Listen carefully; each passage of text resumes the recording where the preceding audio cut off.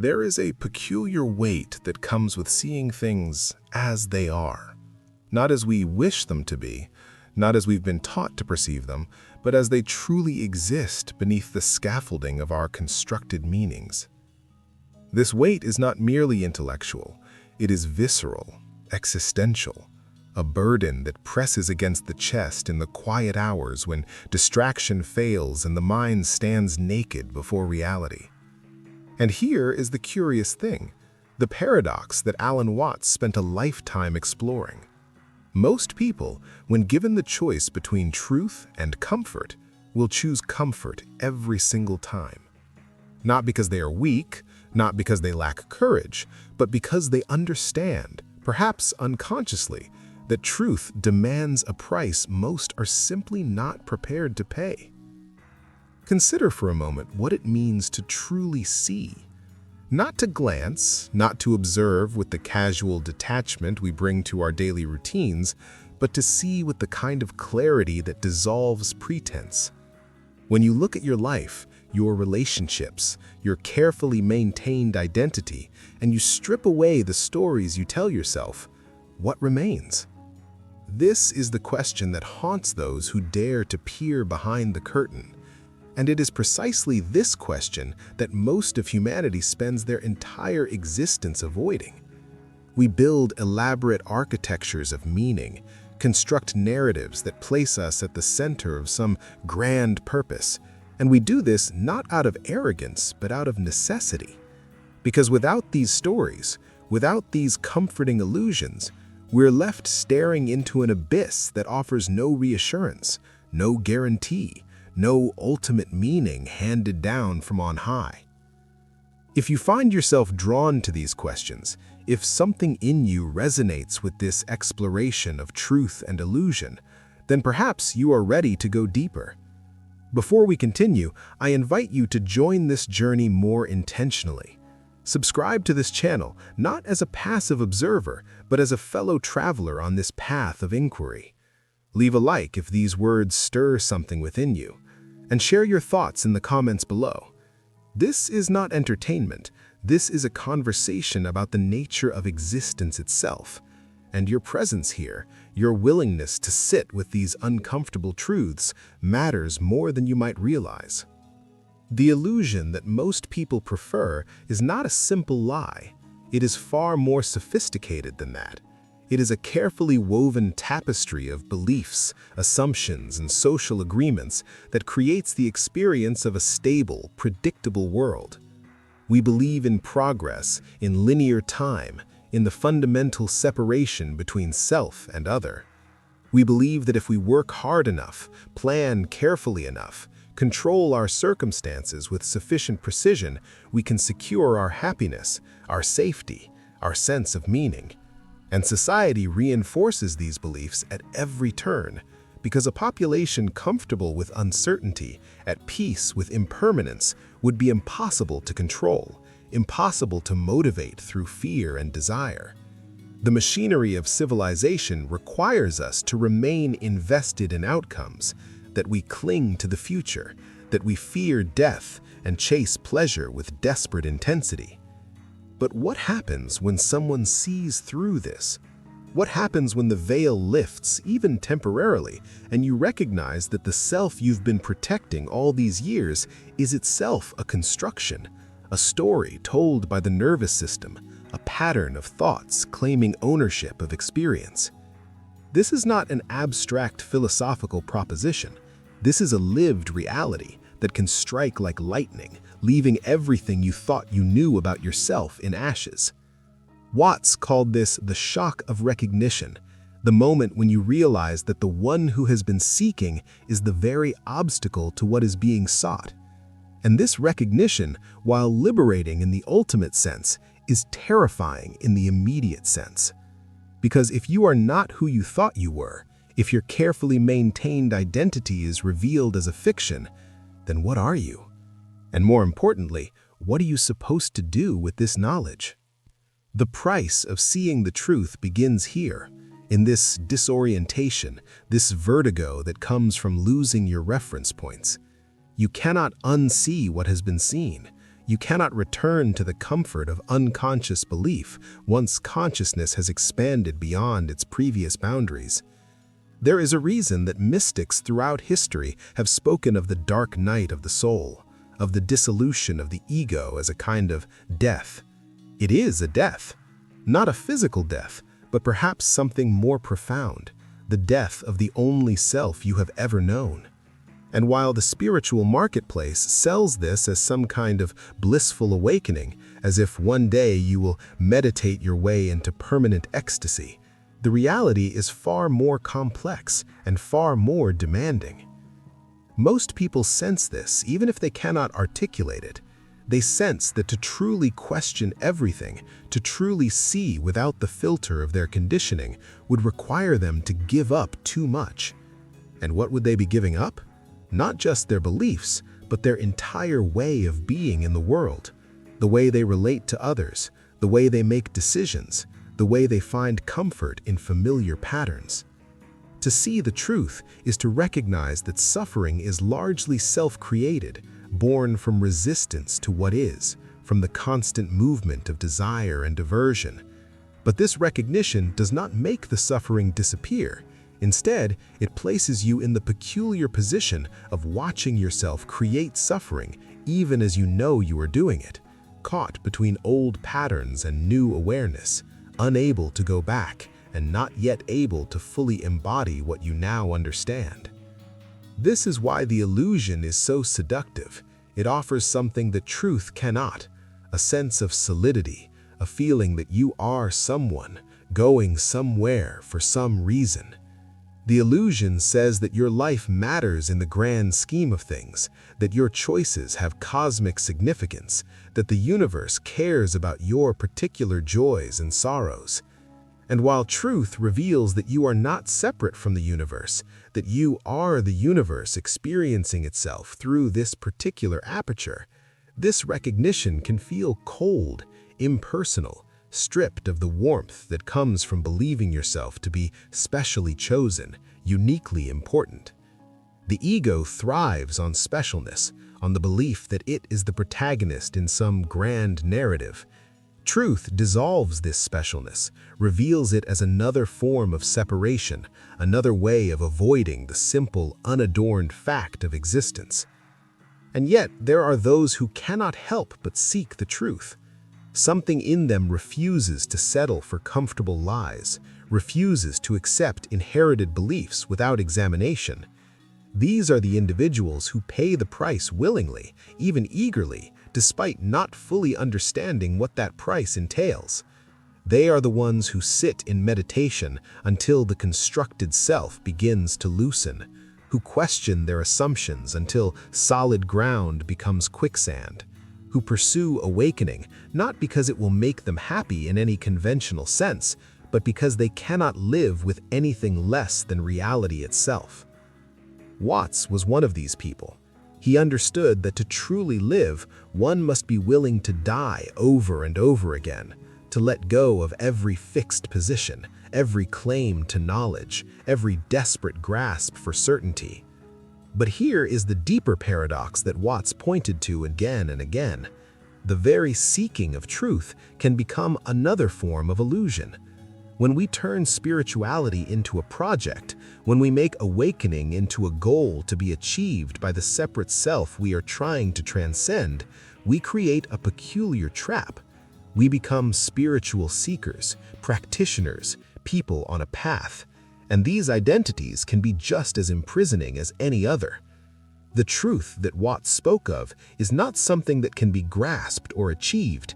It is already here, already present, obscured only by our constant effort to get somewhere other than where we are. And this is perhaps the most expensive part of the price.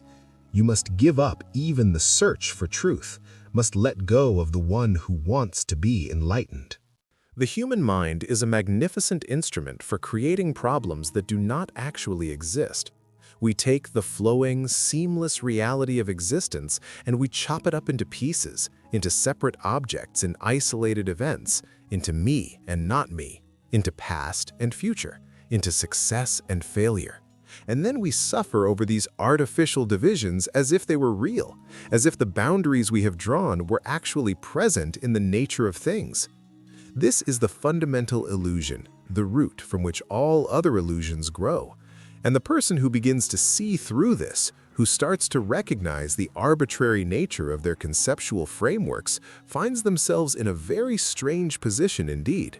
They are living in two worlds simultaneously. The conventional world, where things matter and meanings are solid, and the deeper reality, where nothing is separate and everything is constantly flowing into everything else. This double vision is exhausting. It requires you to participate in the social game, to play the role assigned to you by culture and circumstance, while simultaneously knowing that the game is not ultimately real, that the roles are costumes that can be put on and taken off.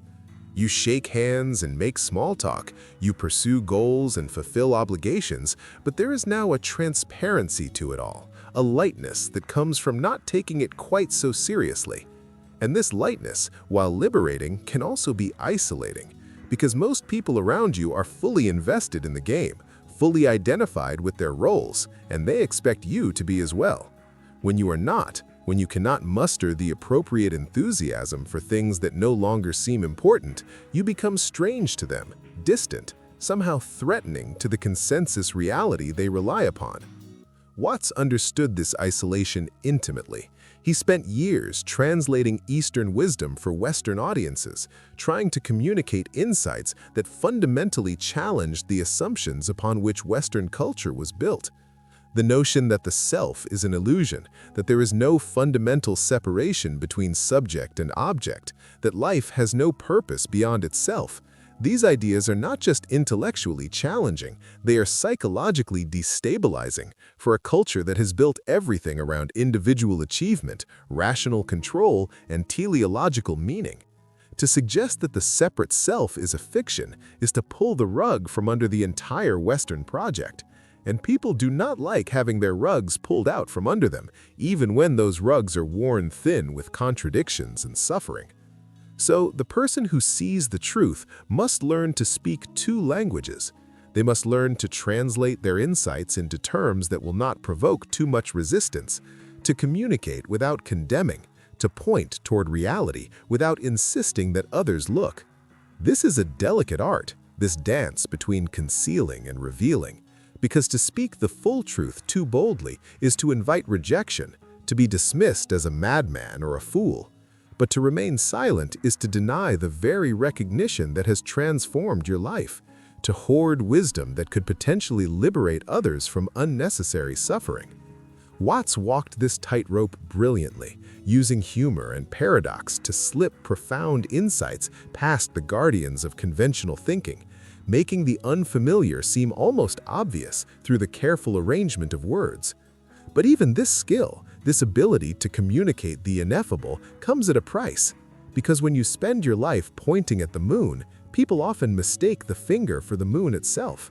They turn your words into new beliefs, your insights into new dogmas, and suddenly you find yourself at the center of another system of illusion, just more sophisticated than the previous one. The teacher becomes a guru, the explorer becomes an authority, and the very truth that was meant to liberate becomes another cage, decorated differently but still confining. Watts resisted this with everything in him, refusing to establish a formal following, insisting that he was an entertainer rather than a teacher, a philosophical entertainer whose job was to loosen mental knots rather than tie new ones. This brings us to one of the most painful aspects of seeing the truth. You cannot save anyone. You cannot awaken someone who is not ready, cannot force recognition upon a mind that is still invested in its illusions. And this is heartbreaking when you love someone who is suffering unnecessarily, when you can see exactly how their beliefs are creating their pain, and yet you are powerless to help them see what you see. All you can do is be present, be authentic, and trust that your own transformation might serve as a silent invitation, a demonstration that another way of being is possible. But there is no guarantee. Most people will continue to prefer the familiar pain of illusion to the unknown territory of truth, and you must learn to accept this without judgment, without the arrogance of believing you know better. The truth also demands that you give up your grievances, your victim stories, your carefully maintained resentments. Because once you see that you are not fundamentally separate, that the one you resent is another version of yourself, another expression of the same consciousness looking out through different eyes, then blame becomes impossible. This does not mean you accept harmful behavior or fail to establish boundaries. It means you stop carrying the poison of resentment, stop feeding the narrative that someone else is responsible for your suffering. And this is one of the hardest things to surrender, this sense of justified anger, this feeling that you have been wronged and deserve compensation. The illusion allows you to be a victim. The truth requires you to be responsible for your own experience, regardless of external circumstances. Watts often spoke about the wisdom of insecurity, the freedom that comes from accepting that nothing is certain, nothing is permanent, nothing can be ultimately controlled. But this wisdom is not comforting in the way we usually want to be comforted. It does not promise that everything will work out, that justice will prevail, that good things come to those who wait. It simply points out that resistance to uncertainty is the source of anxiety. The attempt to secure yourself against the future is what prevents you from being fully present now. And when you stop resisting, when you allow uncertainty to be what it is, something remarkable happens. Life becomes vivid again, immediate, no longer filtered through the fog of constant worry about what might happen next. But this vividness comes at the price of control. You can no longer pretend that you are steering the ship, that your careful planning is what keeps disaster at bay. You must acknowledge that you are the ship and the ocean and the storm, that there is no separate captain, that what you call choice is simply the universe choosing through you, awareness moving through this particular form. And this recognition can feel like powerlessness until you realize that the power you thought you had was always an illusion anyway, that the separate self was never in control, and its efforts to control were the source of most of its suffering. What you lose in the illusion of control, you gain in the release of resistance, in the deep relaxation that comes from allowing life to live itself through you. Most people cannot accept this. The idea of not being in control terrifies them more than anything else, because control is the cornerstone of the separate self's strategy for survival. Without it, who are they? What are they supposed to do? And so they cling to the illusion, tighten their grip, increase their efforts to manage and manipulate circumstances, all the while exhausting themselves and missing the actual experience of being alive. They are so busy trying to secure the future that they never arrive in the present, so busy protecting themselves that they never truly connect with anything or anyone. This is the real tragedy, the true cost of preferring illusion to truth. You miss your life. You spend your brief time here worrying about things that will never happen, planning for a future that never arrives. And meanwhile, the only moment that actually exists, this moment right now, passes unnoticed. The final price of truth, the ultimate cost that few are willing to pay, is the dissolution of hope itself. Not hope in the sense of optimism or positive thinking, but hope as a structure, as the constant orientation toward a better future, toward some eventual resolution of the tension inherent in being alive. We are taught from birth to hope, to believe that things will improve, that progress is real, that tomorrow will be better than today if only we work hard enough, believe strongly enough, deserve it sufficiently. But this hope, Watts recognized, is a subtle form of suffering. It keeps us in a state of perpetual incompleteness, always reaching for something just beyond our grasp, never satisfied with what is, because we are convinced that fulfillment lies just ahead, in the next achievement, the next relationship, the next spiritual breakthrough.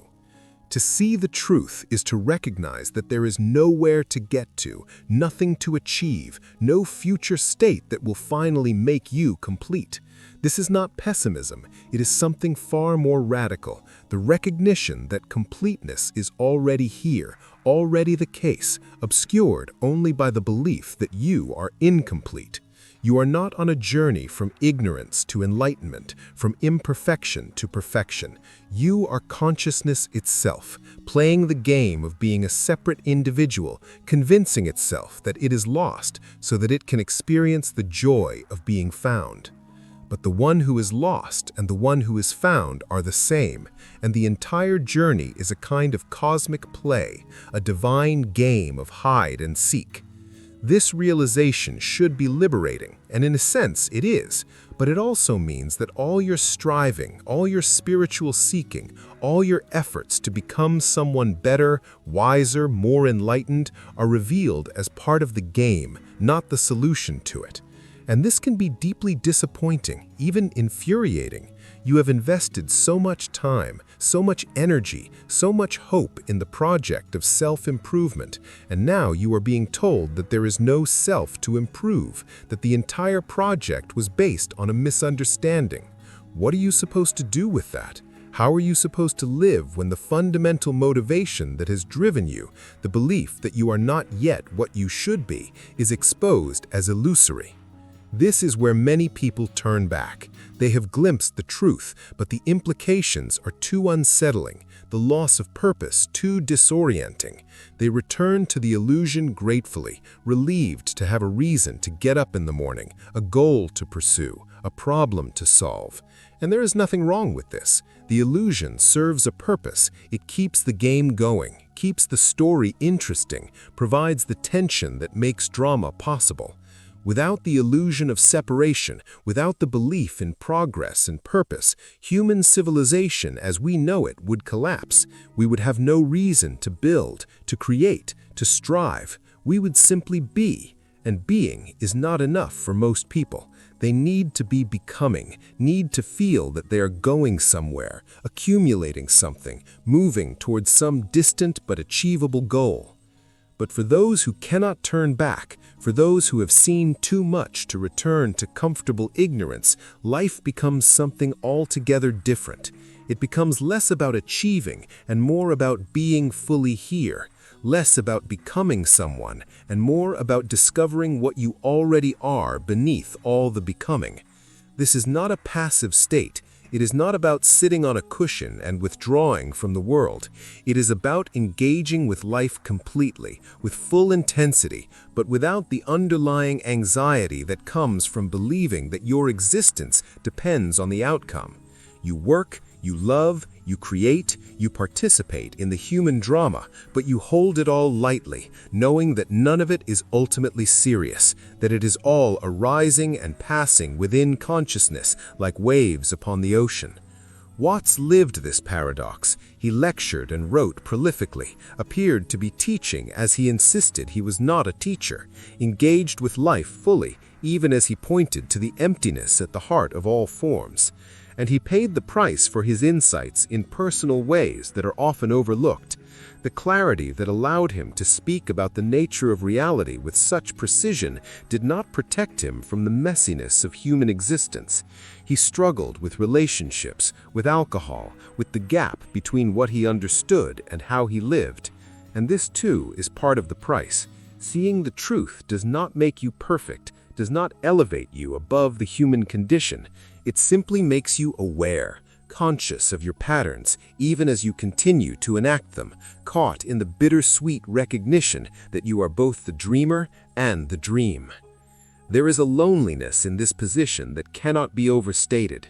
You are surrounded by people, engaged in relationship and community, but there is a part of you that stands apart, watching, recognizing the play as play, unable to fully lose yourself in the drama even when you want to. This is not spiritual pride or enlightened detachment. It is simply what happens when you see through the veil. You cannot unsee it, cannot pretend you do not know what you know, and this knowledge creates a kind of existential solitude that no amount of companionship can fully alleviate.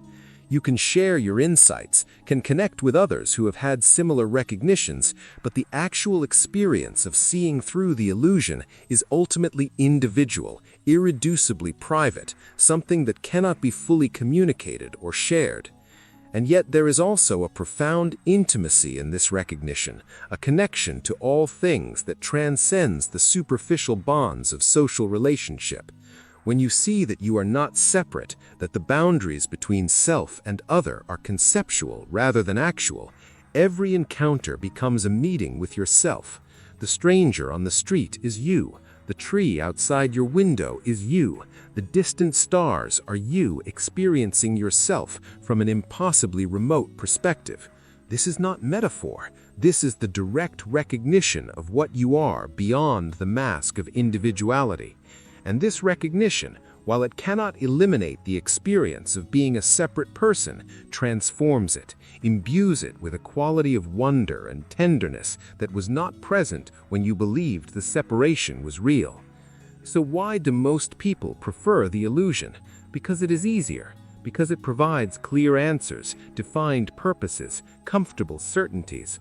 Because it allows you to be a hero in your own story, to believe that your suffering is meaningful, that your efforts matter in some ultimate sense. Because the truth is demanding, unsettling, and offers nothing in return except reality itself. And reality, when stripped of our projections and interpretations, can seem cold, impersonal, indifferent to our particular concerns.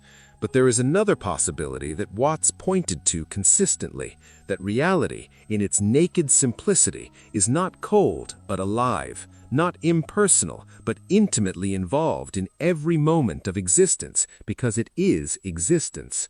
The price of seeing the truth is the loss of your illusions, but what you receive in return is immeasurable, the whole universe recognized as yourself, and the freedom to live without the constant burden of becoming someone you already are.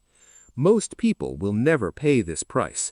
They will live and die within the comfortable confines of their constructed meanings, and there is a kind of grace in that, an innocence that should not be condemned.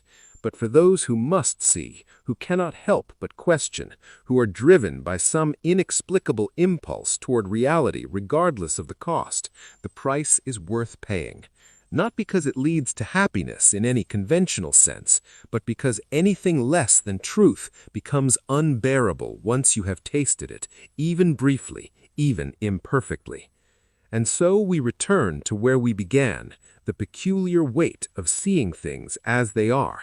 This weight does not diminish with time. If anything, it increases, becomes more subtle, more pervasive, more inescapable. But it is a sacred weight. The burden of consciousness recognizing itself and carrying it is perhaps the most human we can do, the ultimate expression of what it means to be alive, aware, and unwilling to settle for anything less than the truth, whatever the price may be.